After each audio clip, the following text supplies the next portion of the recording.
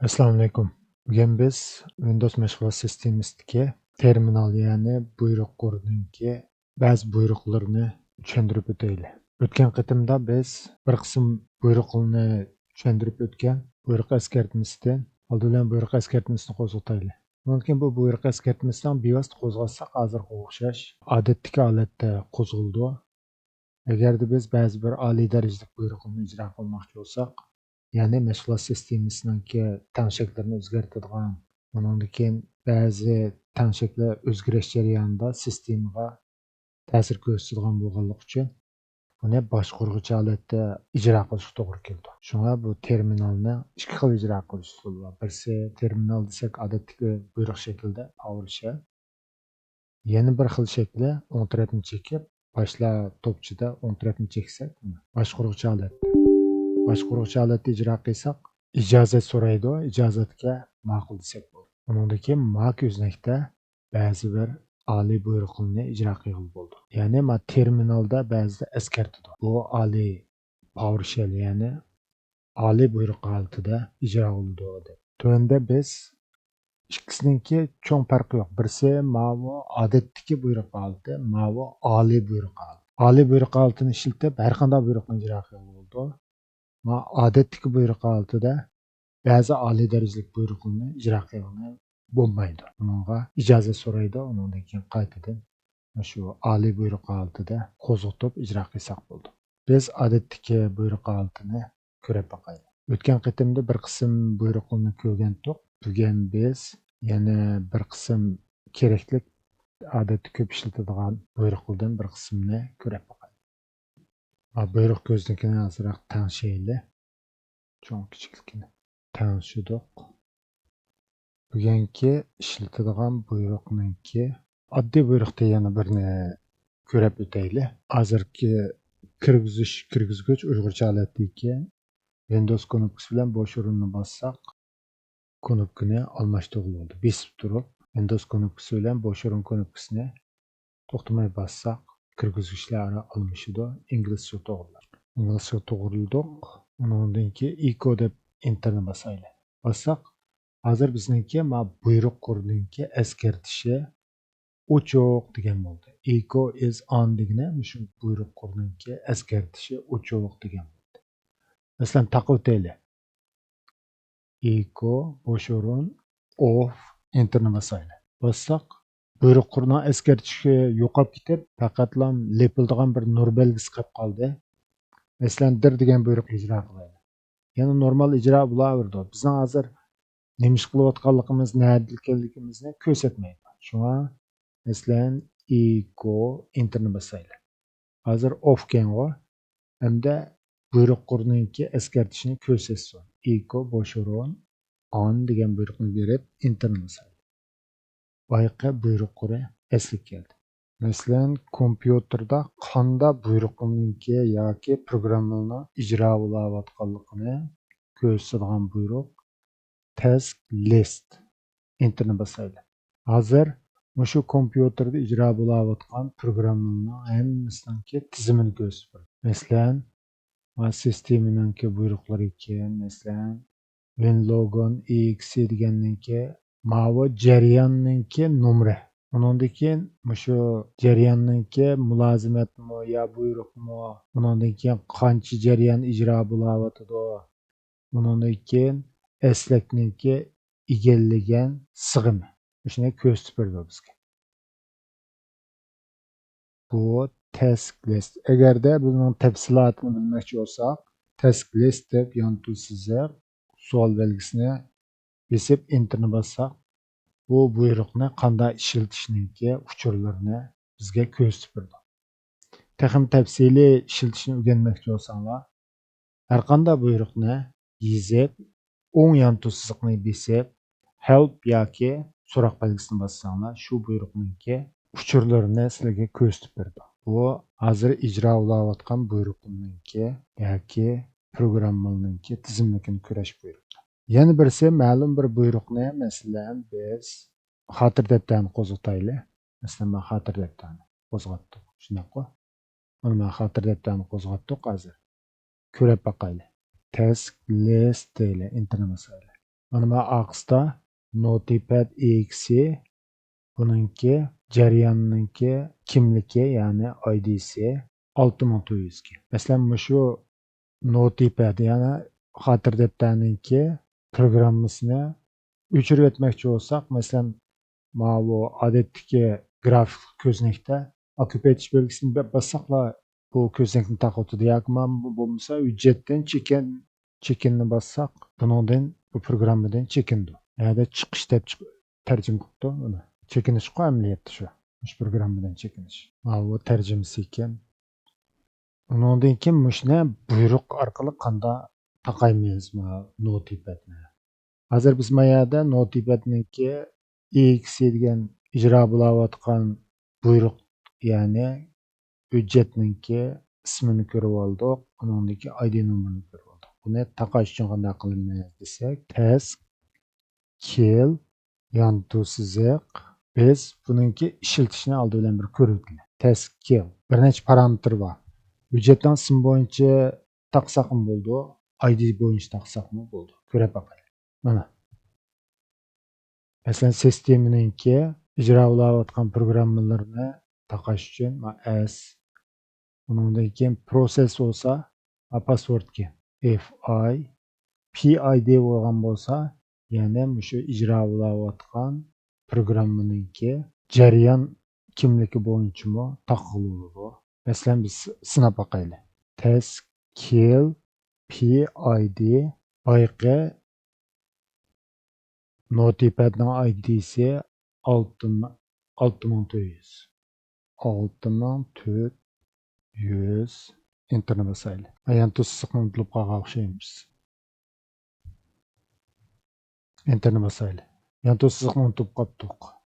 Unutib qolsak, mana yerda eskartib buyruqni mana ishlatsa deb bizga ko'rsatadi.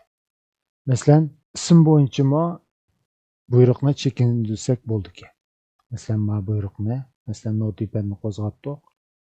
Buyruqdan task kill yantu siziq IM.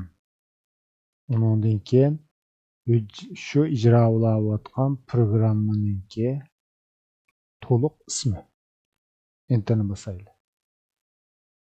Bossak, bu yerdagi Notepadni chekindiradi. Bu ijro bo'layotgan programmani ko'rash va ijro bo'layotgan programmani taqash, ya'ni chekindirish. Yana birisi, o'sha ijro bo'layotgan programmalarning hammasini grafiklik ko'rinishda boshqarish. Task mgr. Enterni bosaylik. Bossak, shu programma kompyuterda ijro bo'layotgan barliq programmalarni boya buyruq qurolida ko'rsatib bergan, hozir mana bu grafiklik holatda ko'rsatib berdi. Masalan, mana bular ijro bo'layotgan programmalar. Undan keyin ularninki CPU-ni qanchalik egalladi, eslak, ya'ni saqlag'ichni qanchalik, men saqlag'ich degan diskdagi saqlag'ich. Mana eslakni saqlag'ich deb tarjima qilgandek turdi.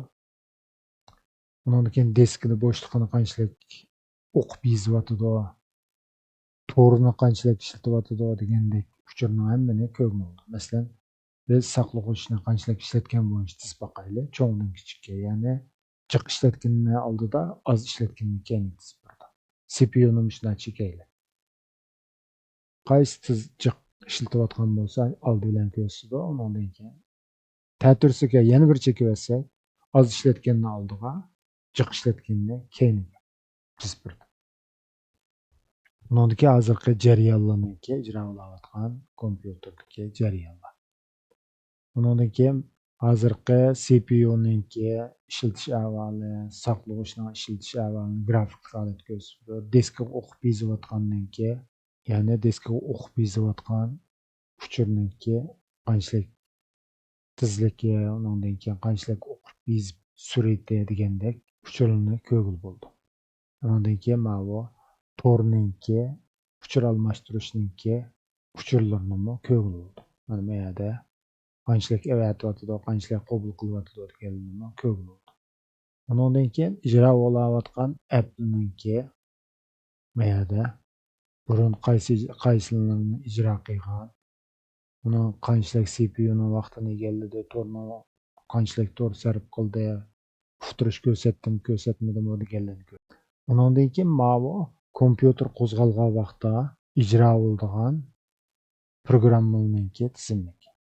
Undan keyin hozir ishlatuvchi keyin qaysi ishlatuvchi CPUni qanchalik ishlatdi, eslikni qanchalik ishlatdi deganda. Undan keyin tafsilotda texnik tafsiliy uchurlarni ko'rsatib berdi. Masalan, bu ishlatuvchi ishlatyapti bu programmani yoki sistem ishlatyapti, kim ishlatyapti shuni hammani bizga ko'rsatib berdi. Texnik tafsili. Undan keyin ijro qilayotgan mulozimatlarni, masalan, besish mulozimati, tor mulozimati deganda kompyuterning nurg'un mulozimatlari bo'ldi. Shu mulozimatlarni masalan ijro bo'layotganda to'xtatildimi yoki ijro bo'layotganda yurib deb qo'yapti. Ijro qilyapti degan gapni ashuna tarjima qilgan o'xshaydi. Va to'xtadi degan disable, enable, running degandek buyruqlarni ashuna tarjima qilibdi ma'noda. Undan keyin yana tanshaklar bor. Masalan, bu tanshakning uslubini ustib ishlatamdi, to'q ishlatamdi degan ma'noda qorong'u yoki yo'riq deb ishlasak, dark light deb mana ikkisini ikki xil olibdi. Birisini to'q, sus deb. Masalan, to'q desak qorong'u shu. Va sus degani yo'riq. Yo'riq uslub. Undan keyin mana sukutga boshlash tizimligi shu vazifa boshqarishni qo'zg'atgan chog'da jarayonni ko'rsatamdi, iqtidorni ko'rsatamdi, qasni ko'rsatadi. Malniki qasni ko'rsatadiganligini men tanlab qo'ysak bo'ldi. Birinchi jarayonni ko'rsatgan. Va yangilar surati normalmi, tuvanmi degandek, yuqorimi shuni. Undan keyin ko'znak boshqarishda kichiltamdi yoki hamisha eng ustida bo'lamdi degandek tanshaklarni. Boshqa tanlanmalar mayada hisobotni ko'rsatish, unumni qo'llanish degandek.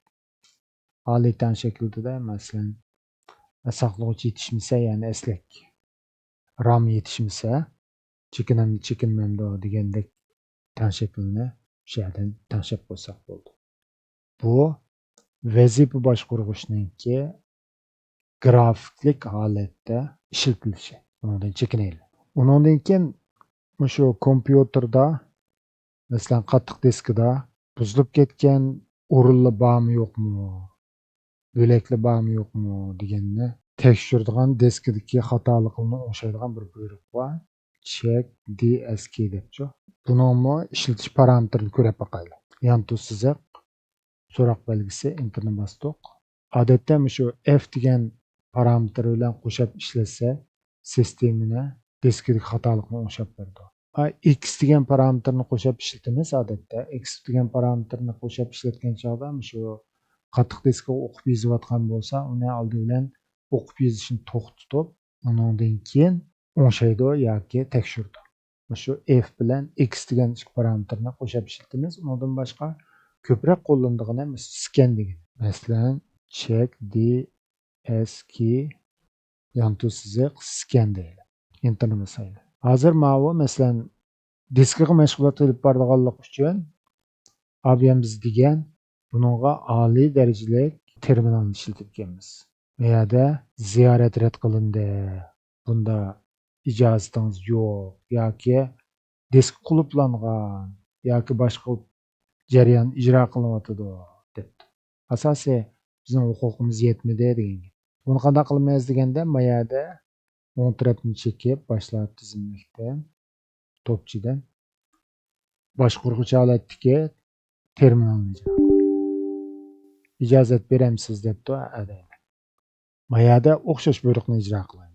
Diskga mashg'ulot qiladigan buyruqning qanday ishlatishini ko'rib o'taylik. Undan keyin masalan check disk degan buyruqni ko'rib o'taylik. Kirgizgichni inglizchaga almashtiraylik.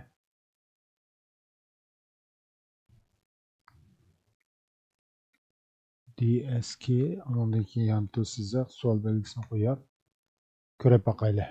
Odatda ko'proq ishlatiladigan buyruqlarning birisi shu check disk degan qattiq diskdagi xatolikni o'xshab berdi. Undan keyin odatda biz ishlatadigani check dsk yantu siziq f bilan x mush buyruqni birga qo'shib ishlatamiz. Undan keyin mayaga biz qaysi disk bo'lsa, masalan C diska, D diska deganni belgilashda disk belgisini yozib, aqsiga qo'shib qo'yamiz. Undan keyin aqsiga parametrni ulab yazsak bo'ldi. Undan keyin yana bir ko'proq ishlatadigan buyruq shu scan.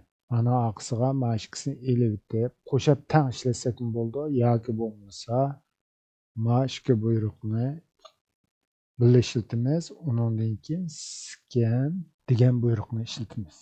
Shu ikki buyruqni ko'proq ishlatamiz.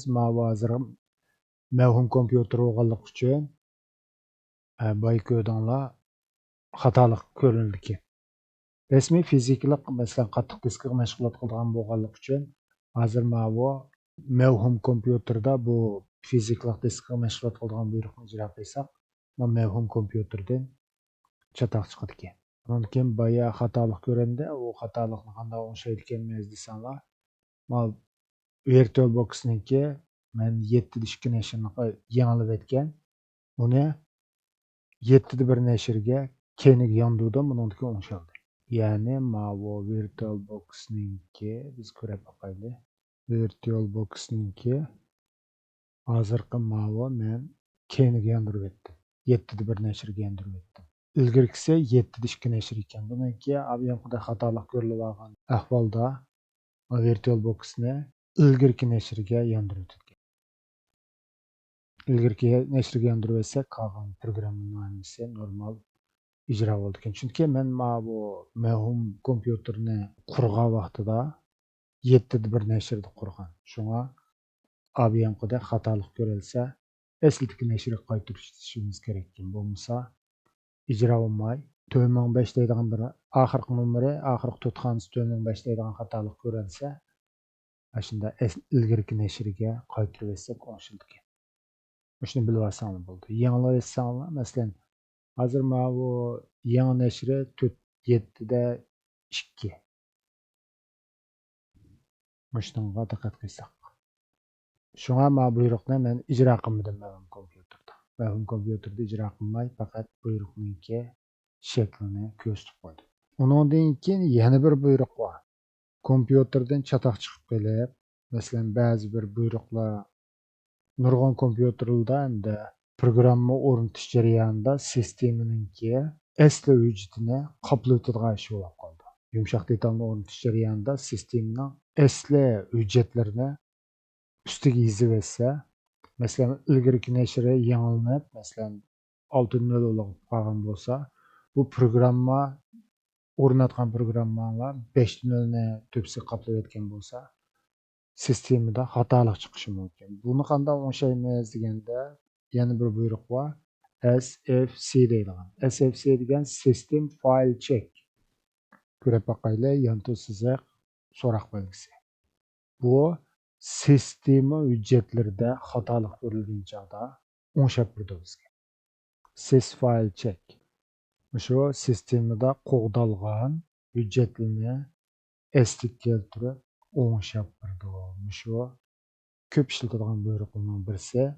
Undan keyin buning ichidagi eng ko'p ishlatiladigan ham shu SFC scan now degan buyruq. Ya'ni SFC yantu siziq scan now degan buyruq. Mana ijro qilsanglar bo'lardi. Undan keyin masalan ko'p chatoq chiqadigan hujjatlarda masalan kernel 32 deyildi. Mana misol qo'yib ko'rsatib qo'yapti. Shuni ko'rib boqsanglar bo'ldi.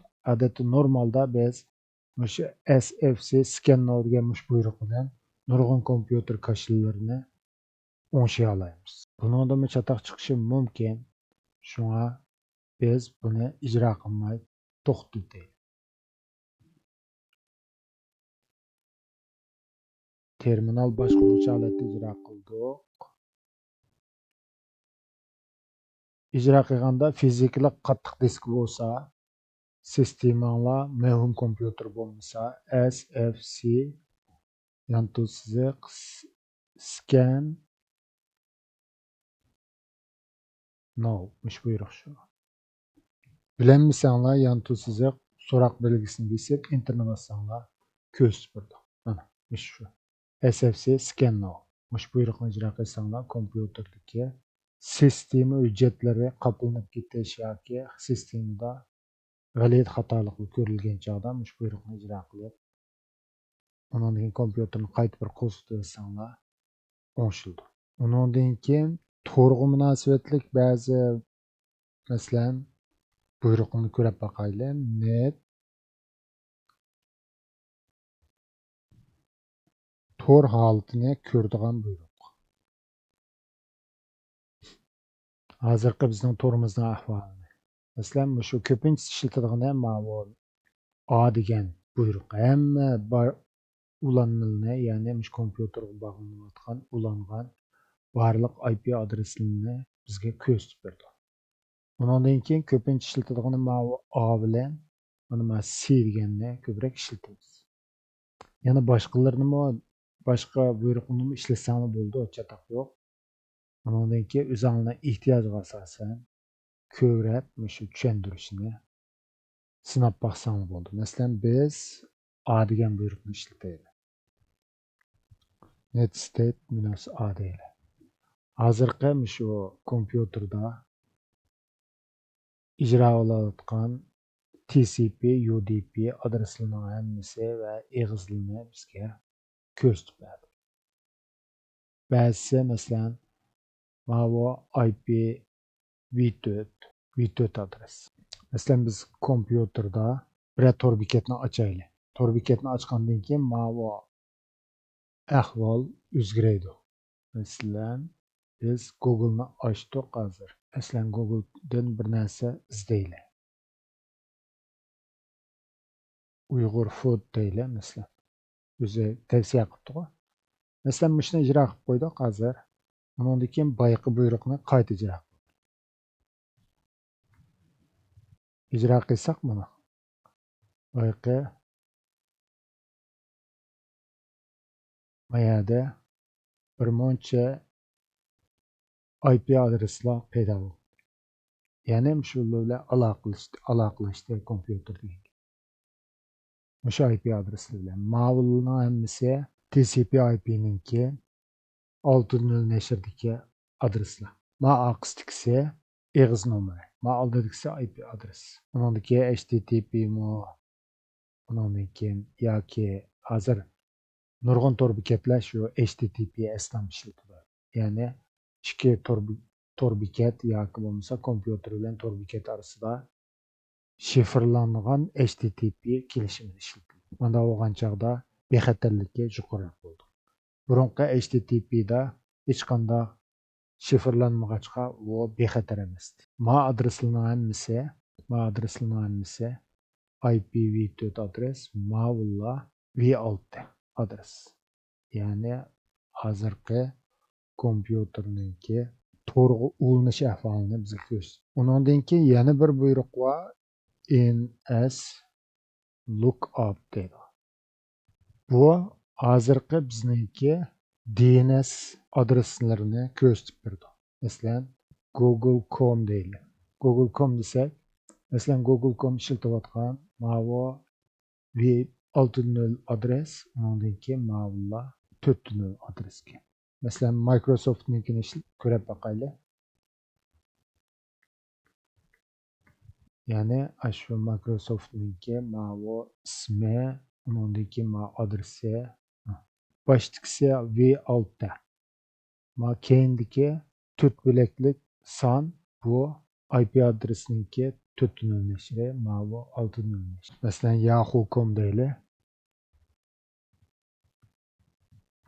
Meningki yahoo.com'ninki faqat 2 lam adresi bor. Undan keyin Microsoft, ma'vo Google'ninki bular mulozimlari adreslari ko'pki. Chunki dunyoning har qaysi joylariga tarqalganlik uchun qaysi adresi yaqin bo'lsa, shuni bevosita ishlatadi. Undan keyin yana bir buyruq, ma'nodan chekinaylik. EXIT yoki by desak chekindi. EXIT deylik. Chekindi. Yana bir buyruq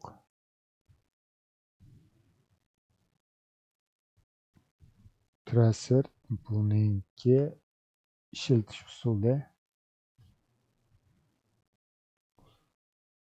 arasıga bir boş o'rin kam qaptı. Şuna xatolik ko'rinyapti. Qanday işletish to'g'riliq.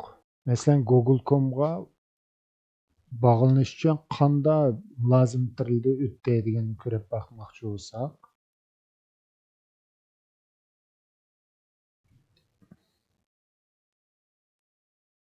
Google.com deb yap, enterni bosaylik. Bir lam adresda o'tdi debdi. Masalan, Microsoft'ninkini ko'rib bakaylik.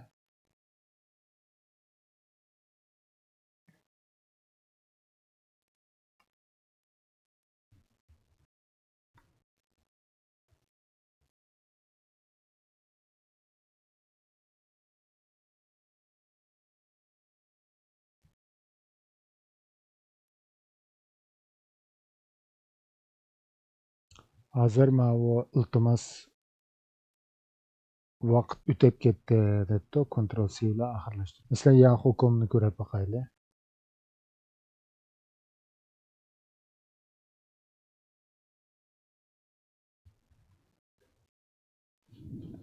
Yahoo.com'ninki 3 xil. 83 millisekund, 77. Bu bir tor bekatdan yana bir yerga ulashninki ketgan vaqtni, undan keyin IP adresini, undan keyin route deb yana bir buyruq bor, buni ko'rib bakaylik. Mana bu routeninki ishiltish. Masalan, yangi adresdan birini qo'shish, uniki o'zgartirish degandek. Ya'ni buni normalda router deb yo'l tanlovchi yoki yetaklovchi deymiz. Router deb bevosita ahvolmi bor. Shuningdek ba'zi masalan IP4, IP6 adresini, masalan IP adres bilan tor adresiniki ba'zilarini qo'shimiz, ba'zilarini o'zgartiramiz yo'q. Shu chaqda shu route degan buyruq bilan o'zgartsak bo'ladi. Bizga hozirgi shu kompyuterninki hozirgi bor adres tizimligini bizga ko'rsatdi. Bizningki masalan mana V6 adresga, mana V4 adresga. IPv4 degan 4.0 maxil adres 6.0. Birga biri mos keladigan adresni bizga shunday bir jadvalni kompyuter saqlaydi. Kompyuter saqlab shu adresda o'qiblan ziyorat qildi nishonlani. Undan keyin yana qiziqadiganlar bo'lsa, shu kompyuterningki buyruq qurda yana nurg'un buyruqlar bor. O'zinglar izlanib buyruqninki har qanday buyruqni yezib, yan to'sizib savol belgisini qo'yib, qanday ishlatadi, nima ish qildi deganini tafsiliy tushuntirgan.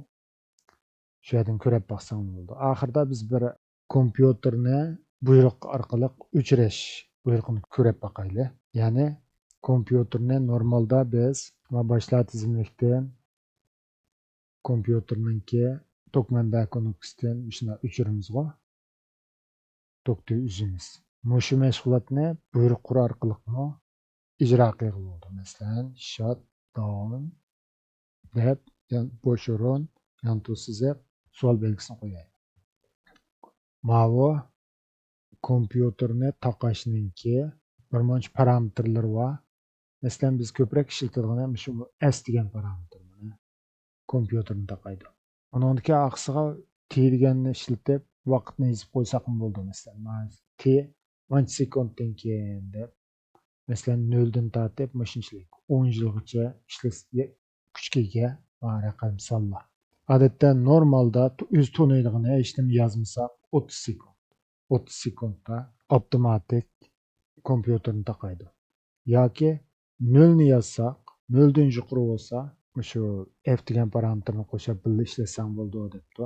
Odatda 30 ni yoziblam, ashna ishlasanglar yoki bo'lmasa bevosita shutdown, undan keyin S degan parametrni qo'shib ishlasanglar 30 sekunddan keyin kompyuter o'zligidan taqildi.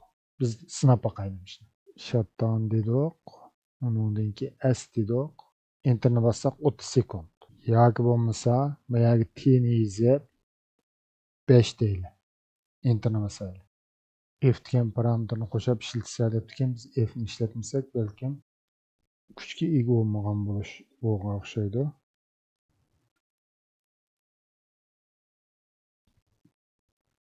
Shutdown S deganni ishlasak 30 sekundda kompyuterni taqaydi. Shuni sinab boqaylik.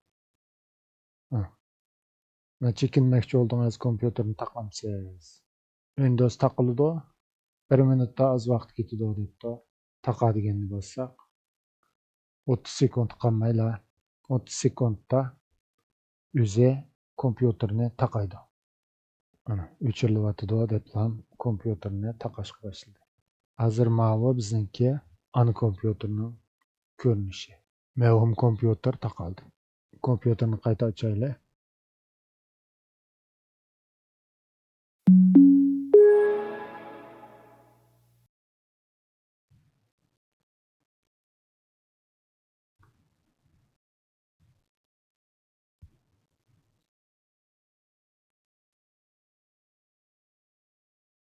Terminalni ochaylik.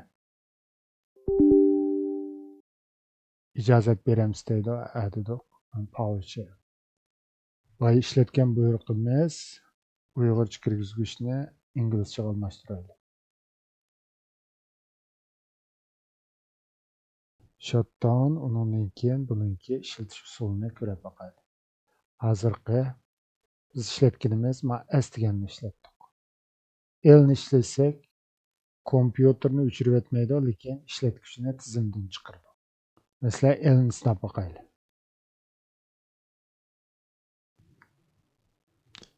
Chekindi bosh ekranga, ya'ni tizimga kiradigan ma ekranga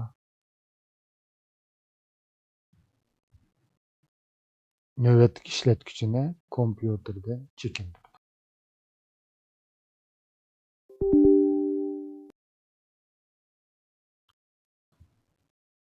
Ma kirgizgichningki hozirgi ko'ngildagi holati Uyg'urchaga tanishib qolibdi. Ma'ni biz inglizcha tanishib qo'yaylik. Bo'lmasa biz davomliq ko'rsatish tilni yangilanib qo'yibdi. Nimani harf taxtini. Maniki tartibini ham yangilanib qo'ysak bo'ldi. Men baya bu Windows'ningki sistem tilini hozir Uyg'urchaga onun so'la. Ma kirgizgichning tartibini burun Uyg'urcha, inglizcha, turkcha edi. Buni sol tarafni chekib bilan bunda surib qo'ysak bo'ladi. Yoki bo'lmasa mayada chekitni chekib ustiga yo'tka deganni, masalan, ma Uyg'urchasi usti deydi-ku oldinda. Yuqoriga yo'tka desak, mana yo'tkalda buni ostiga surib qo'ysak bo'ldi. Ostiga yo'tka deb bilan tanlasak, inglizchasi ustiga yo'tkildi. Yoki bo'lmasa sol tarafni shu baldaqni chashqinakdan sol knopkasini chekib turib, pastga sursakmi bo'ldi. Ustiga surib qo'ydim men. Bunda bo'lgan chaqda odatda normalda inglizcha holati turdi. Undan keyin biz odatda buyruq qo'rini ishlatgan chaqda inglizcha buyruq beramiz. Shunga ma'ni yangilanib qo'ydim. Agar siz davomli Uyg'urcha xat yozgan ko'ngan bo'lsanglar, Uyg'urchani birinchi kirgizgich, undan keyin qolgan kirgizgichni tuvanga navbat bo'yicha tizib qo'ysanglar, tamamen bo'ldi. Biz shutdownni ko'rgan to'q. Ko'proq ishlatadiganimiz biz shutdownning ichida shu S bilan kompyuterni taqash bilan P deganni ishlasak, hech qanday eskartish bermayla kompyuterni bevosita taqaydi. Undan keyin R degan parametrni ishlatamiz ba'zida. Kompyuterni qayta qo'zg'atadi. Undan keyin L'ni boy ko'rib baqdik. Logout degani shu ishlatgichni tizimdan chiqardi. Windows mashg'ulot sistemasininki boshlash eng qo'zg'algandagi ko'rinishiga akab birdi bizni. Ya'ni ishlatgichni tizimdan chiqaradi. Bugun biz Windows mashg'ulot sistemasidagi ba'zi buyruq komandalari yoki terminalninki ba'zi buyruqlarni qanday ishlatishni ko'rib o'tdik. Keyingisini ko'rishaylik. Allohga emanet.